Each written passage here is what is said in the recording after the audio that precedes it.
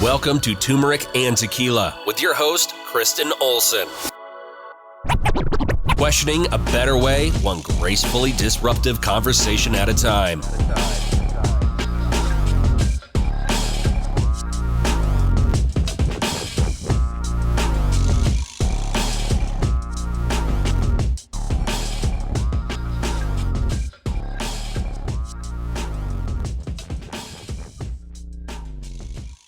Welcome to Turmeric and Tequila. I am so excited today. We have a connect of a connect. Shout out to Devin Scott. We're bringing Chastity Fant to the TNT mic. We just had we're warmed up cardio wise because we just had to figure out some technology. So we will not be giving you a tutorial on how to use Zoom today. However, we can teach you about strength independence and women in D1 sports. So without further ado, Chastity, welcome to Turmeric and Tequila. For having me. We are here. Whatever we lack in technological skill, we bring other things to the table. So this is a good example. You don't have to be good at everything. You just have to have a crew that is multifaceted. Okay, so Chastity, I on TNT, I don't talk a lot about the background, but in a nutshell, Chastity is a fellow podcaster, a fellow D1 competitive athlete. She's a mother of 3, and she's a founder of the Fant Foundation. So I'm super excited to talk about her journey and how life skills, if you've heard my podcast, you know, I'm big on life skills through sports, how life skills from her athletic journey have really tied into her adult life now, becoming a parent, remaining as a leader, and how it's kind of fulfilling some of her passions and dreams and commitments currently. You know, I love my fellow athletes, especially my fellow female athletes. I think we had Chastity and I, we podcasted with Devin, had an immediate connection. I know my fellow strong women, there's just always kind of like this understanding there, and one competitor always recognizes another. So I saw that immediately in Chastity, and I can see she's bringing this to the table in all the avenues of her life. So Chastity, give us a little bit of the 411 on you.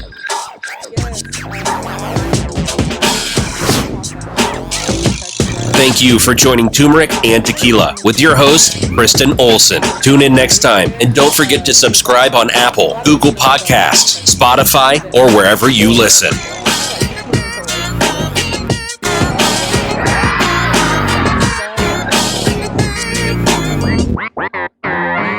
It took me so many different places. I did travel ball.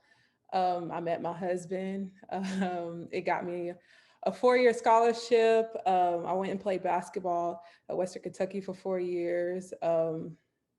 It just opened up a bunch of opportunities for me. I actually met my husband my freshman year of high school.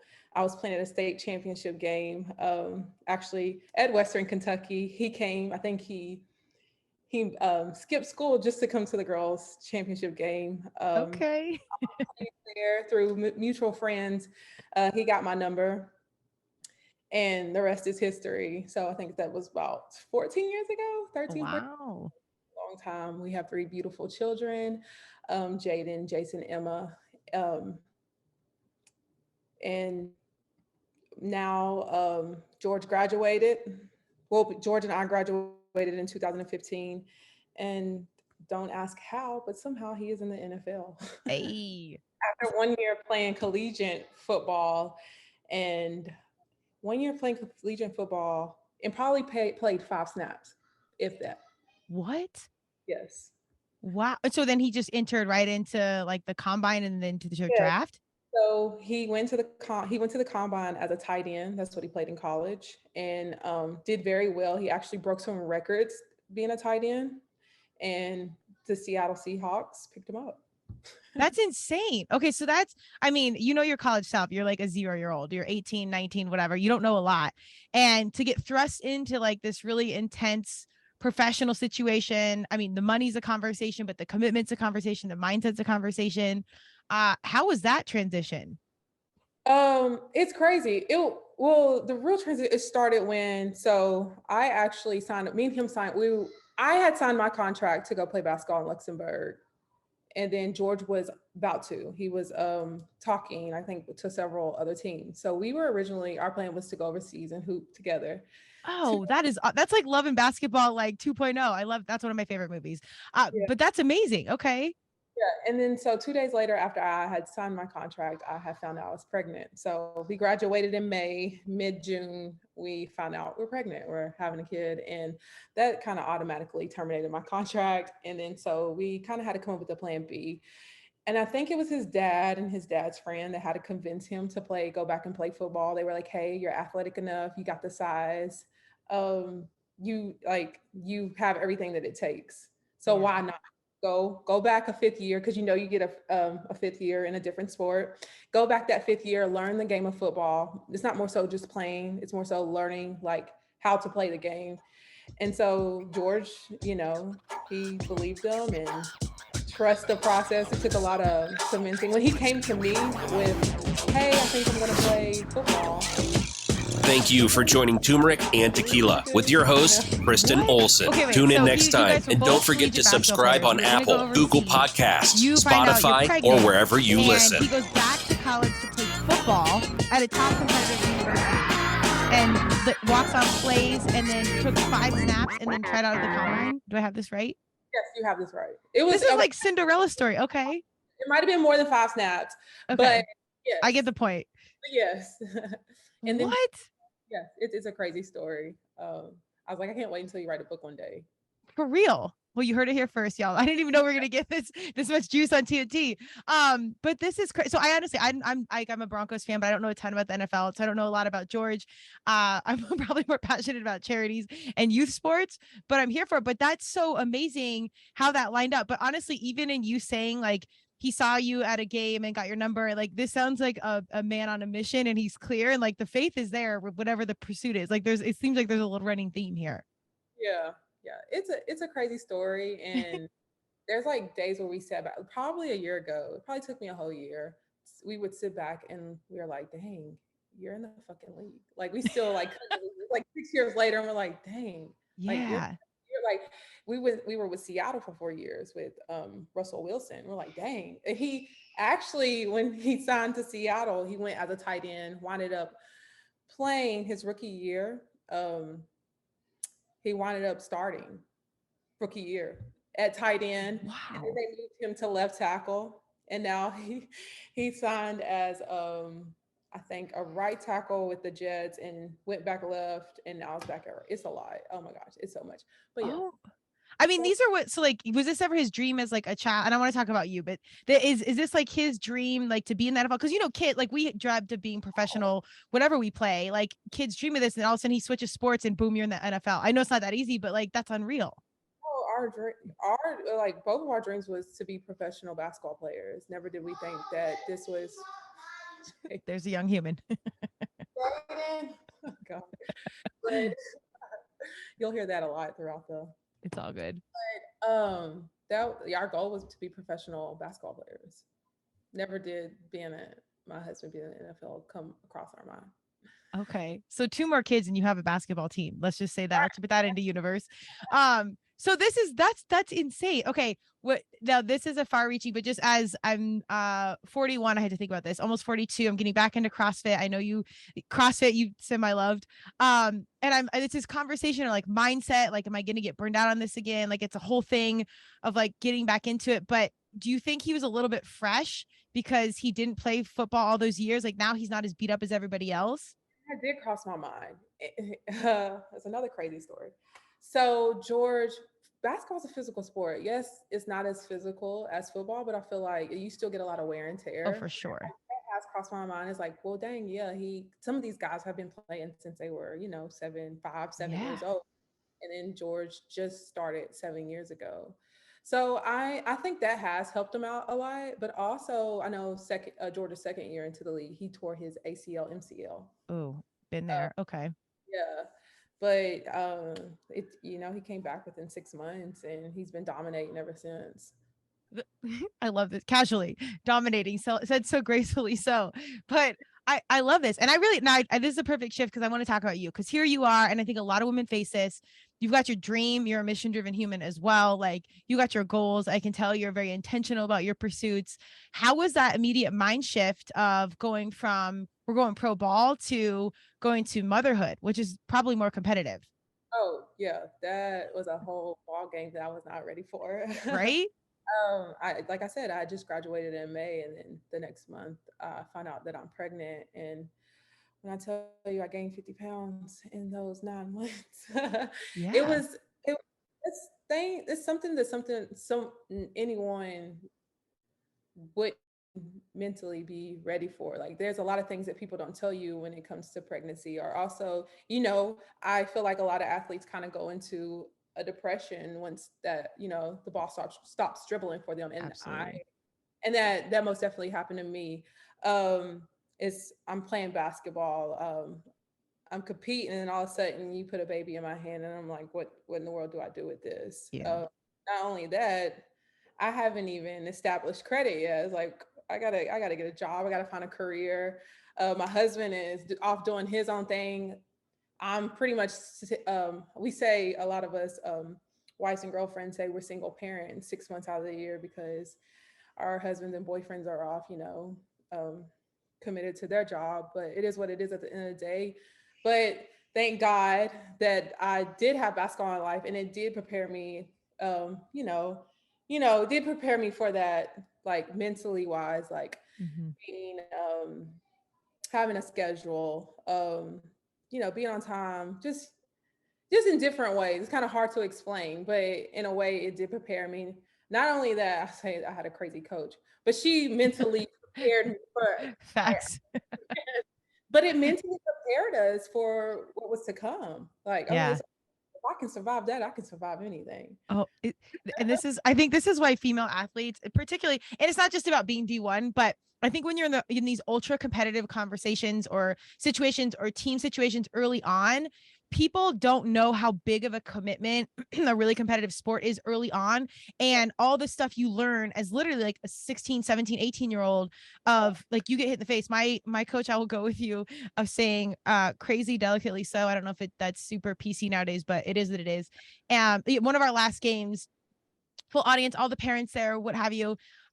She threw a walkie-talkie at us. We lost our last game. It was trash, and like she didn't give a shit. And she was like younger. She was like 27, 28, didn't have kids yet. So I can see, and I coached after college, so I could see how like my youthful vibes would still be there of not caring. But we were really run through it. So I really identify with what you're saying. It's like, if I can give this, give me any boss. I don't like, how bad are they gonna throw shit at me? Like, what's the big deal? So who cares? And I think it had to be somewhat applicable because I'm assuming, like, as you were such a competitive basketball player, you probably coached a ton. So that had to be similar to motherhood in some capacity.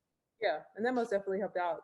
So after I graduated as well and finding out that I was pregnant, I went on to coach middle school basketball. I was a head coach for seventh grade, also an in-school suspension teacher as well. I went Okay. to and being an in-school suspension teacher mixes very well. But no, I love the job. I enjoyed it, and it prepared me for a lot as well. I love that. I think the transition of how much you have to be a teammate coming from a team, but then in your marriage, is, I think the sacrifice is great. And I'm not married and I don't have kids. So I try not to speak on things that I don't know because I don't fully know those. That being said, I'm like, when I commit to stuff, I fully commit, and I know my independent competitive heart. And I see that in you, and I see that in most of my strong females. I think the level of sacrifice is often overlooked on how much you have to give that up. And I don't doubt that it's wholeheartedly worth it. But have you had any internal monologue or conversation around really embracing that sacrifice?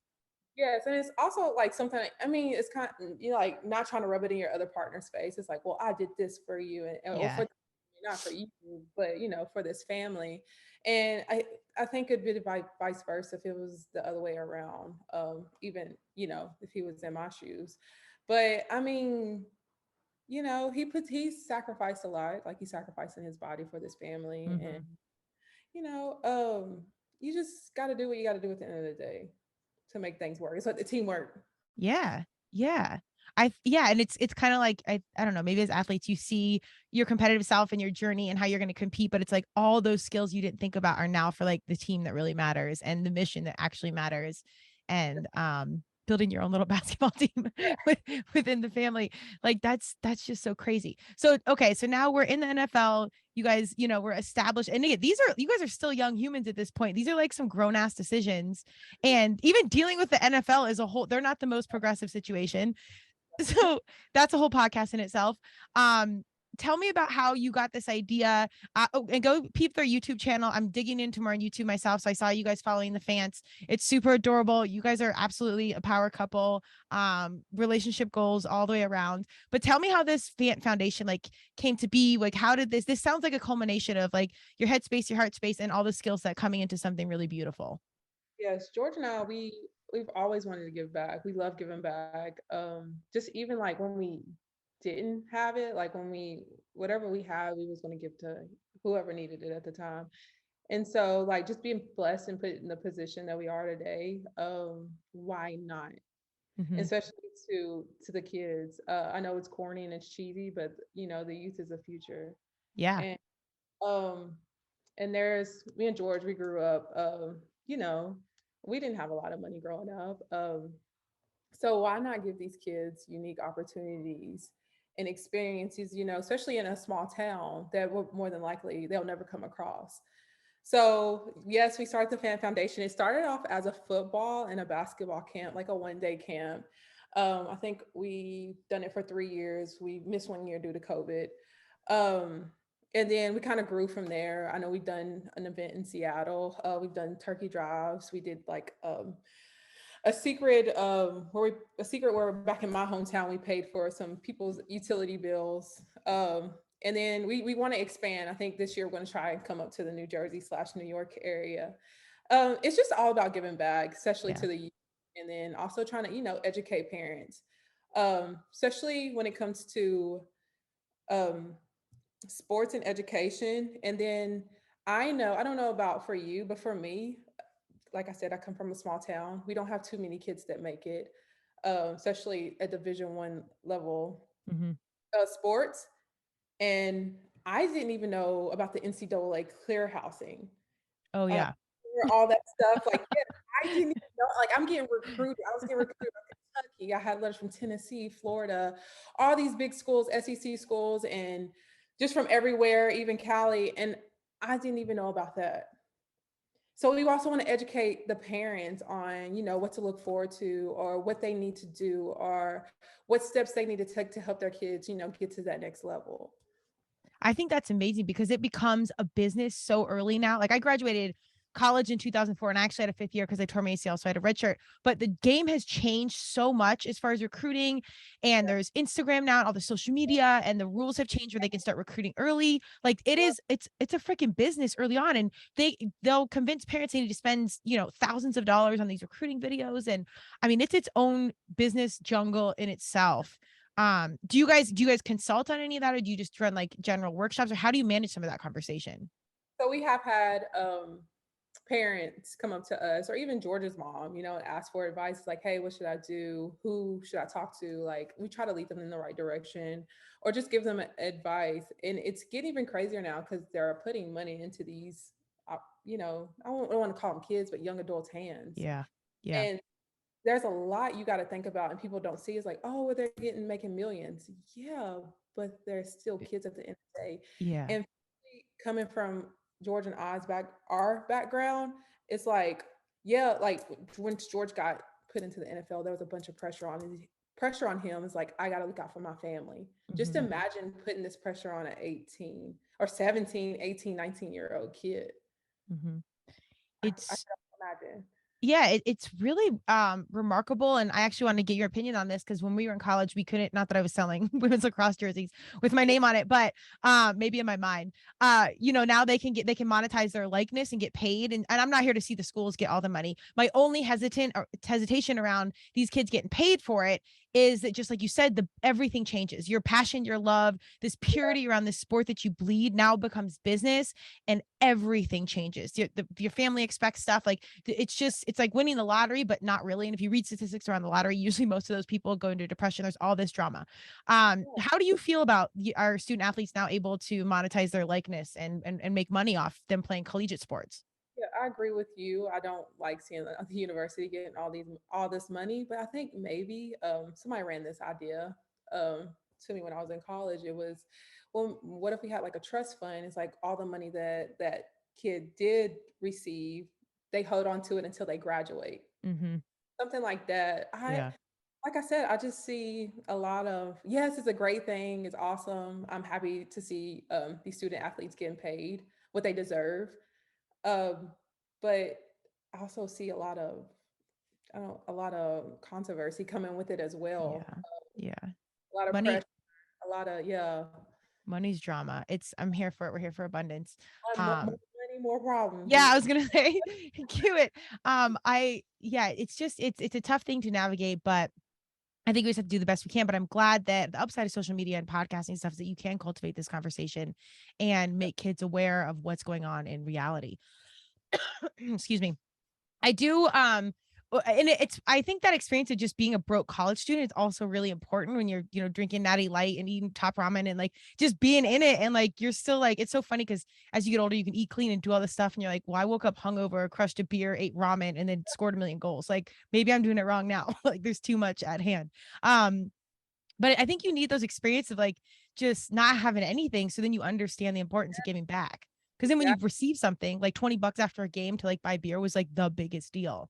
yeah, yeah. I never looked at it like that either. But yeah, just so you know, like maybe there is a kid that didn't ever have to, really work hard for anything. But yeah, coming Yeah. from and Well, it's appreciated even more. right. Well, coming from lacrosse, it's extraordinarily privileged for the most part, not all, but there's a lot of old money in the game. So I don't think coming from a ton is beneficial either. I think you just, I mean, whatever God, universe, Madonna gives you, like you got to deal with your deck of cards. But staying rooted and on the ground, I think is like the key piece. Is there something you and George do? I don't know if you're people of faith or um spirituality, but is there something you're intentional about keeping grounded and keeping feet on the ground? Because there's so much going on in the world of the NFL and that society. Yeah, we are very big believers. I go to church. I do my devotion. I try to do it once a day. Pray. Just being committed and growing closer with Jesus is like our biggest main focus right now, especially as a family and as a couple. But we were talking, George and I were talking the other day. We were like, dang, we had a hard, childhood. I wouldn't say crazy hard, but pretty hard. But that's something our kids would never experience. Mm-hmm. And then we try, we're like, dang, how can we give them that lifestyle, but also at the same time keep them humbled and down to earth. And I feel like we're doing a pretty good job. But Okay. I mean, is there something you guys do that you'd want to share, like a parenting pro tip of how we keep these humans in humility zone? there isn't. I always tell people, even when it just life in general, like nobody wrote a book on, life or how to parent. You just do what's best for you and your child and, do right. I mean, that's Mhm. all you can do. 100%. What I think you guys doing the foundation, I mean, I'm a bit anything around leadership, I think is really critical. And I mean, as a fellow leader, and if you think about what inspires you, for me, it was also always people leading by example. Like you could tell me a lot and I would sort of listen, but if I Yeah. saw it and like I saw someone living it, I was really sold. So I think you and your husband walking in it and doing the foundation, like these kiddos are, I mean, they're so much smarter than us. Like they see so much so earlier, like they really pick up on the details of stuff. So I think you guys walking in it is the best thing you could do. Yeah. And I 100% agree with you. It's huge. And it sounds, I mean, you could get deep into philosophy or religion or faith, but I always say like good things happen to good people. And it doesn't surprise me if you are good in the heart. Like the NFL happens to work out and the foundation happens to work out, like, because you guys are coming from pure space and you're being intentional about putting good into the world. And sometimes you don't have to have that deep how, you just have to keep showing up and keeping the faith in some capacity. Yeah. I would agree with you as well on that. What do you guys have coming up? So tell me more about the foundation as it grows. Have you ever run something like this? Because I've seen like 501c3s and nonprofits get a board, they get big, and then it like grows into this huge thing. I know you started in 2021, but you had like over 500 kids at camp. I saw 170 meals for Thanksgiving. Like you guys are there's production here. Like things are happening. Do you have a good grasp on how you're going to continue to build this and move forward and how you want to see it grow? Yes, me and George talk about it like we do our how our goals like 5 years from now, 10 years now, like what do we want to see ourselves, the foundation and career wise. And for the foundation, our goal is to expand.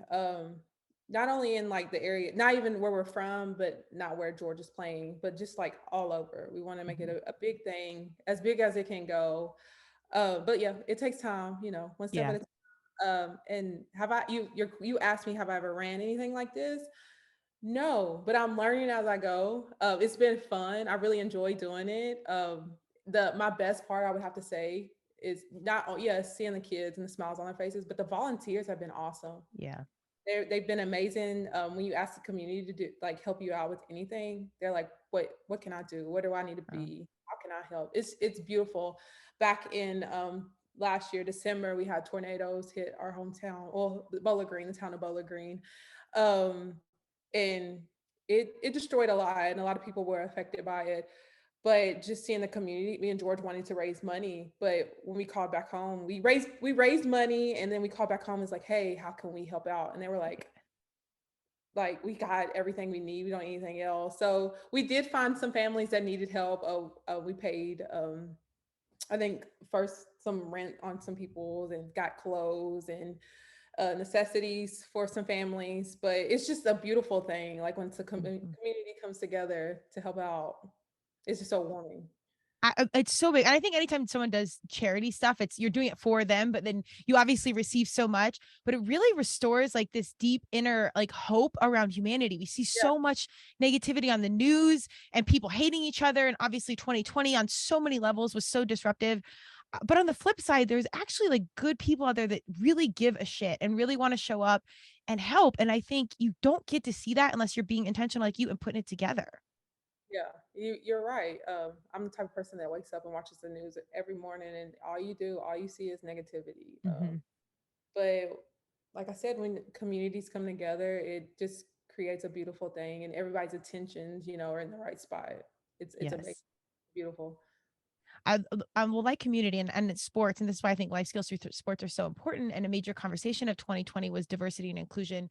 Obviously, we're very late around this conversation on so many levels, but the upside was that things were brought to the table and they're starting to talk about it. I love sports so much, just like music, theater, whatever, because it's such an equalizer. You show up to play, like you already have something in common, regardless of what you look like or anything like that.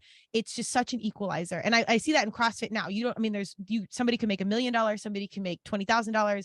You don't know if they're a Division I athlete or they've never picked up a barbell in their life, but everyone comes together over one common bond. Have you seen this with the foundation, with like your young kiddos, of kids from all over the place coming together and like this unity and community really building? Yes.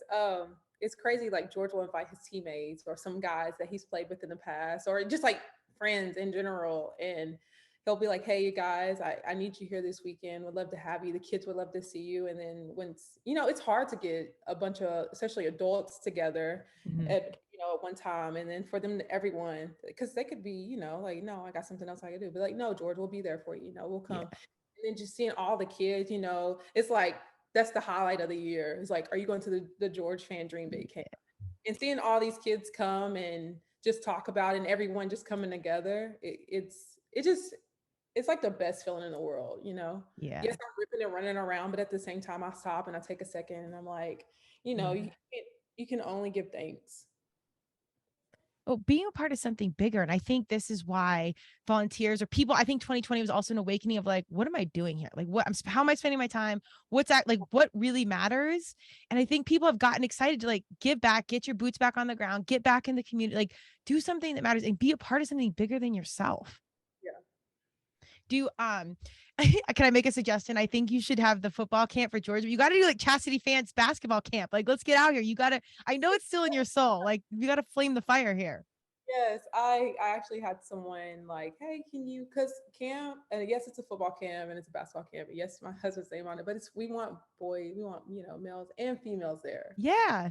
Whoever. And then they were like, well, maybe you should do a Chastity, Fant. Well, people still back at home call me Gooch.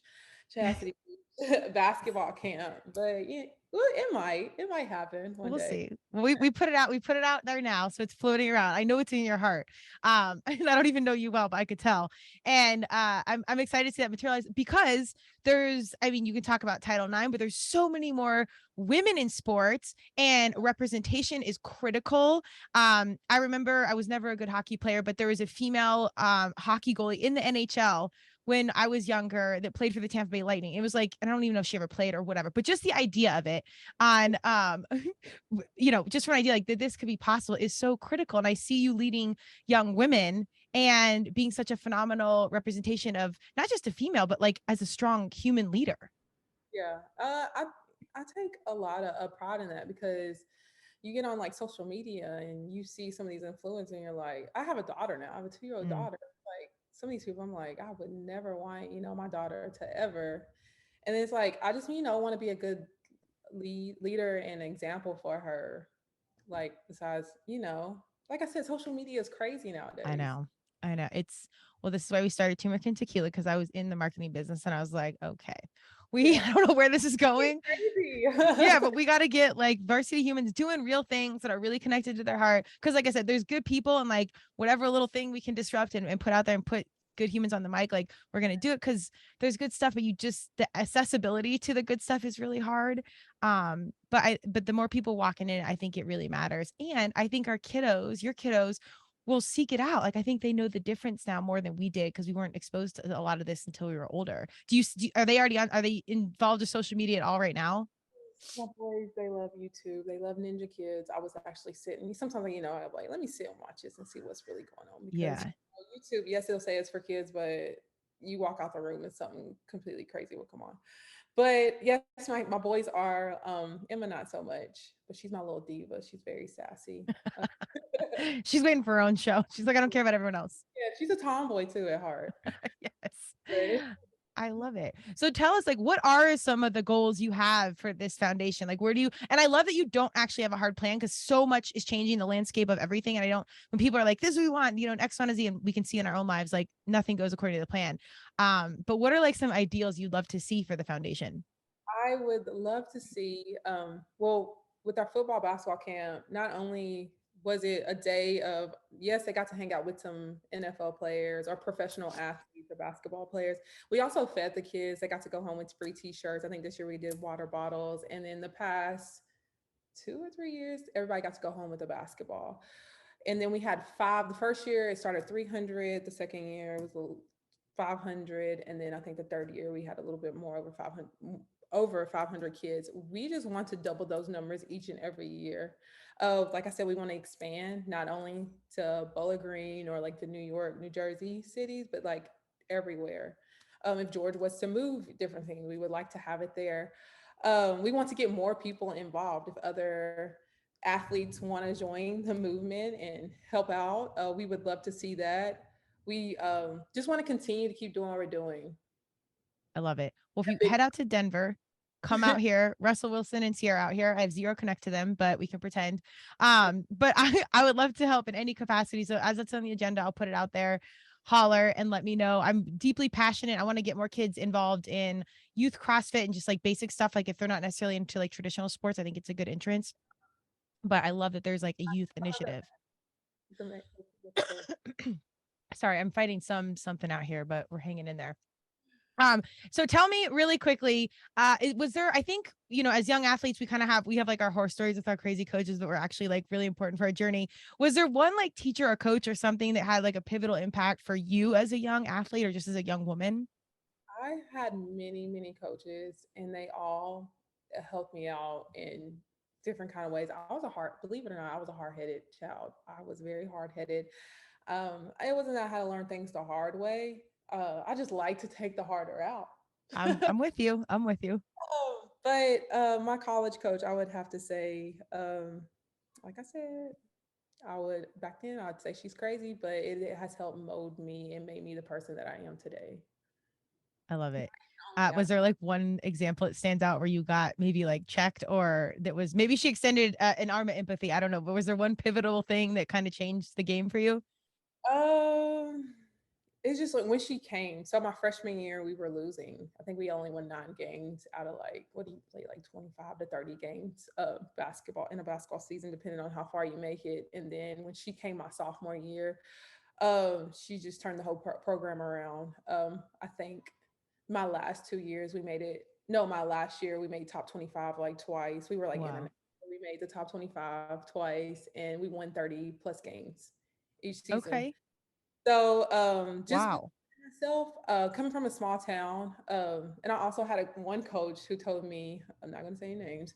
He was like, you're not a good shooter. You'll never be able to shoot the ball. And that, that's stuck in my, that was the chip on my shoulder for my next 4 years of collegiate basketball. And then she just gave me that faith of believing in myself and pushing me, because Chas was not about to push herself. It was like, Mm-hmm. I was already not trying to toot my horn. I was a good athlete, but was I, George will tell you, he was like, you're good, you were good in high school basketball, but you wasn't a hard worker.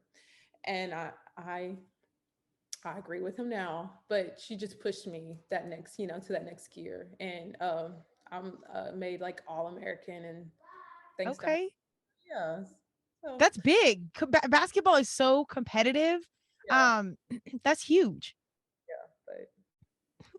But Coming to a basketball camp near you real soon. We got a guest. this is Jace. Hi, Jace. Hello. Future podcaster. Oh yes, he loves this boy right here loves the camera. Loves the camera. I love. Well, that's going to be good for the YouTube channel. Tell us a little bit about that. Following the fans. I saw you guys. It's so. You guys are a beautiful family. Not lacking in personality in any capacity. I think the parents are going to have to fight for any voice. So good luck with the teen years. But tell us a little bit about the YouTube channel. What's going on? I didn't realize, so I'm not really hold on one second. What? Hold on, go down. This is IRL in real life. Yeah. Go downstairs, Jason, if you don't mind him running around the background. But our YouTube channel, I didn't realize how hard it was to be committed to a YouTube channel. So I'm struggling there, trying to get more episodes up. But I just feel like we live that lifestyle. I feel like it could be pretty interesting at times. We're always on the go, going, traveling, George's job, the kids playing sports. So I just thought it'd be pretty cool to document it. I try and post a lot on social media, not because I want everyone to see, but we have family back at home that, like to keep up with us. And so, that's another reason why I like to post. But hopefully I can put more episodes up, especially like game days or just me traveling with the kids. Just, I've had people reach out to me. It's like, oh, Chaz, how do you travel with 3 kids? It's like, here, I'll make a post about it so you can just, learn a little bit from my experience. But I love it. Well, it's a little bit weird, especially if you come from, well, we didn't grow up with any of this, so it's all kind of just new. And YouTube is also another whole other social animal, and there's TikTok and the whole thing. But any like good varsity human I spoke with, there's always some struggle of like putting it all out there, and like it's either imposter syndrome or it's like I don't want to be the most, or I don't want to be bragging. And this is conversation I've had even with myself. But on the flip side, as we noted in our earlier conversation, it's like you see all the basic garbage it's out there. And if there's good kids you want to reach and you intentionally are doing good things, and there are like pro tips like that you can share, even the smallest stuff, you got to do it. Like if you've been afforded with privilege or opportunity or whatever, I embrace people like you to share it. It's a little bit weird and it's a little bit hard, but if you think, the cliche of you can help one person, you can reach one person and inspire them to do the same, I think that disrupts some of the garbage on a larger level. And that in itself is enough. yeah, and that's exactly my goal. And I'm also a very honest person. I try and keep everything 100. I cannot lie for nothing. You can ask George. Thing. Not even my height. They'll be like, how tall are you? I'm like 5'11", but George's like, just say 6 foot. And I'm like, I can't. Are you 6 foot? I'm 5'11" or 5'10" and a half. Okay, I should have just, okay. I mean, are you over 5'10"? How about that? Yes, I am. Okay. But yeah, just, putting that rawness, organic, stuff out there. Yeah, I think it's huge. And it's, again, maybe not like the intention. You're supposed to be out, in Europe playing professional ball, but now you're raising a whole basketball team, running a foundation, starting your own basketball camp, doing all the things. Have you had any conversation with yourself about letting go of what you wanted it to be? Like, was that ever a struggle for you? Yes. I don't really, well, I try to, if someone was to ask, is after my second child, I went into postpartum depression. Okay. And I was with Emma a little bit. Yes, it was mostly baby, but yeah, at the same time, it's like, oh, dang, basketball was my life. It's all I knew. I dreamed, I slept, I ate, everything basketball. Yeah. And then all of a sudden, like literally within a day, like that stops for me. And I think even with my first child, now I sit here and think about it, I was kind of depressed. But I just kept telling myself I wasn't crazy. And I also bring awareness to other, women. It's like, hey, I went through the same thing. You're not crazy. It happens to the best of us. Yeah. So, but yeah. Well, that identity shift is so critical. You said earlier in the conversation, like very early on, our shift from like collegiate sports even into the real world. I would say, I don't know the stats, but I'm guessing 90% of competitive athletes that are now no longer that competitive athlete have some sort of like identity shift. Thus, we go into depression because it hits you like a ton of bricks. When I tore my ACL and I couldn't play lacrosse, that was like my first major depression of life. Or like, well, then who am I? What am I even doing here? I don't care about school. I don't care about anything, to be honest. And if I can't compete, what's the point? So I learned that on has some of that breakthrough of those identity shifts, has that helped you as your identity, because our identity shifts our entire life, but has that helped you now as things have changed and evolved and as you've grown up? It has. Yes. Yeah, and that, that dark moment, it did bring a lot of light to me. Um, like I said, I had to keep telling myself I wasn't crazy, but it's like, okay, Chaz, well, you're not doing this anymore. What else can you do? How can you, yes, me playing basketball helped a lot of kids, especially young girls back at home. It impacted their lives. Just by seeing, a female from a small town, kind of make it, graduate. um how else can I touch other youth, other female, younger females lives? So the foundation, so just, yeah, making and finding the thing that you're good at.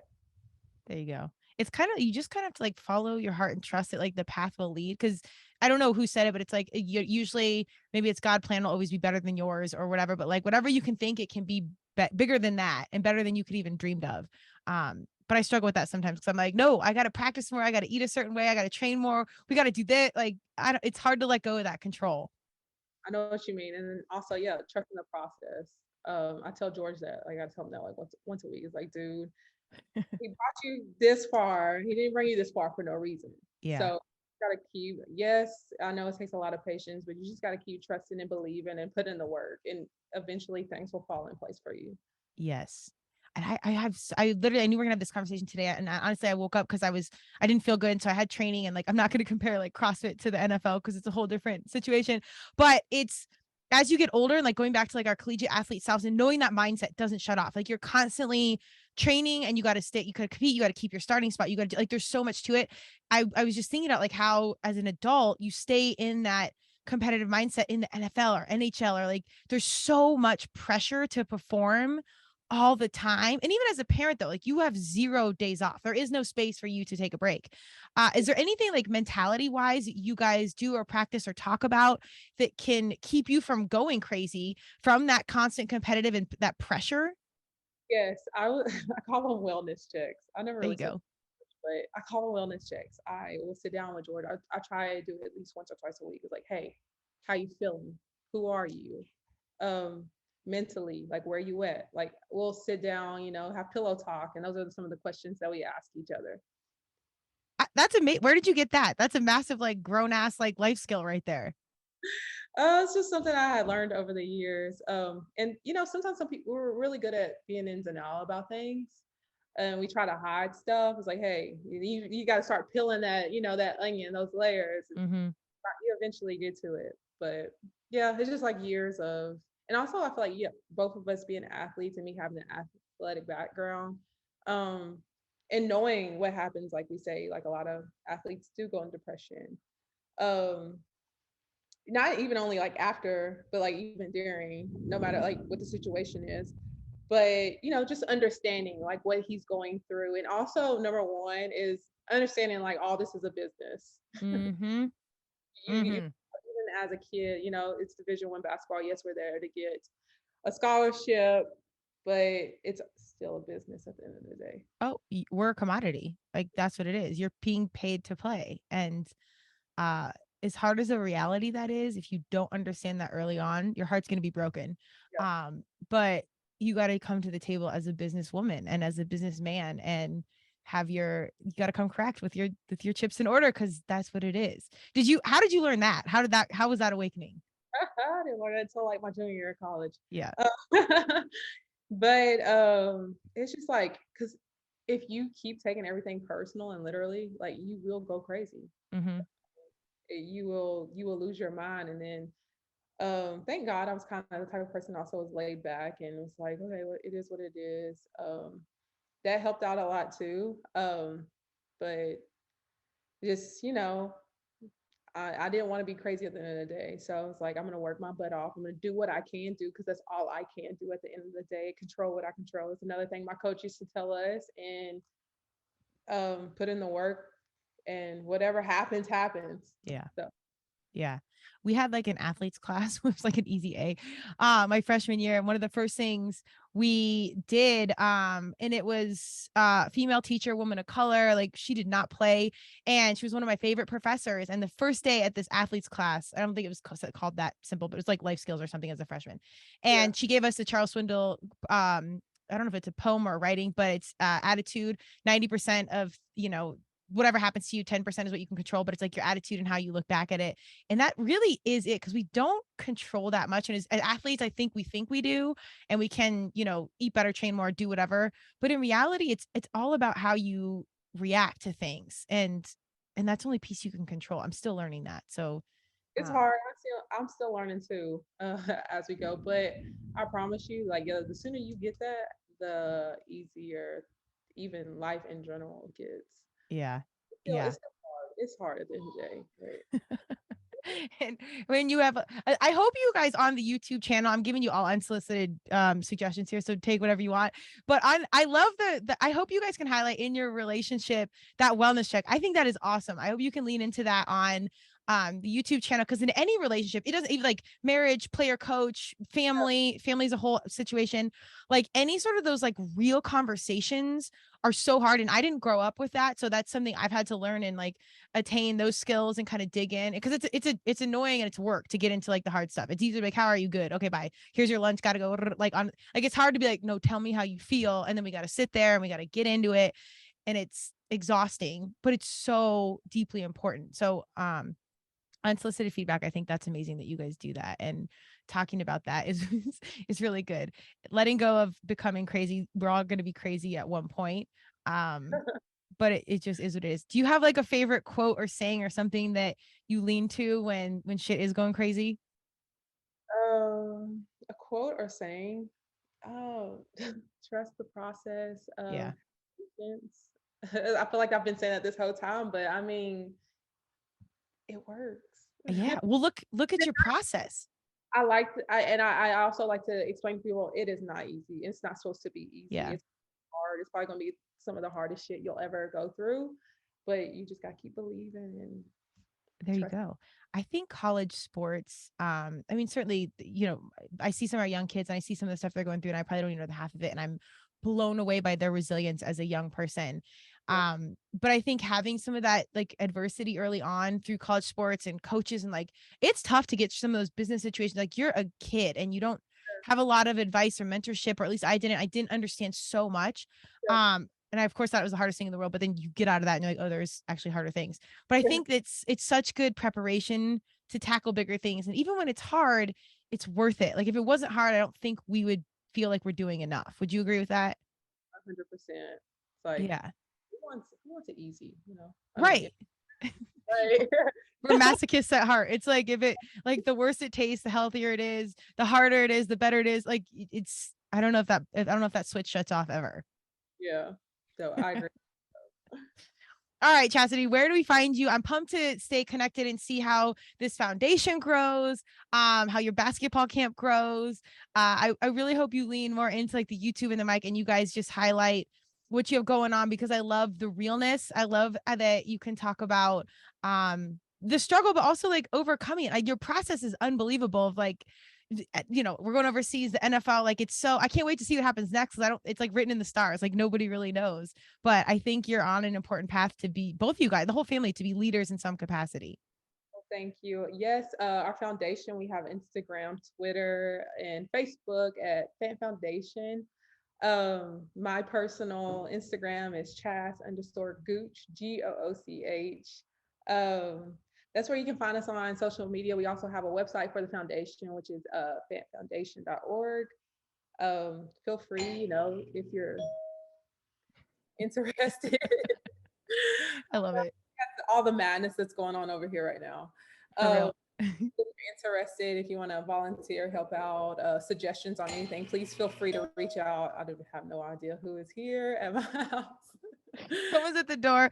I'll let you go get it. This is hilarious. I think bravo if Andy Cohen's listening. Go get over to the Fants. Go bring a camera crew. Just let it be. I think there's a lot of positive influencers in motion.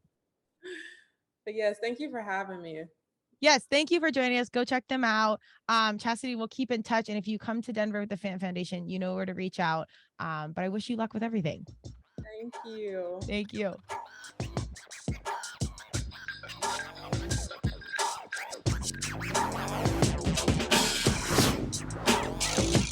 Thank you for joining Turmeric and Tequila with your host, Kristen Olson. Tune in next time, and don't forget to subscribe on Apple, Google Podcasts, Spotify, or wherever you listen.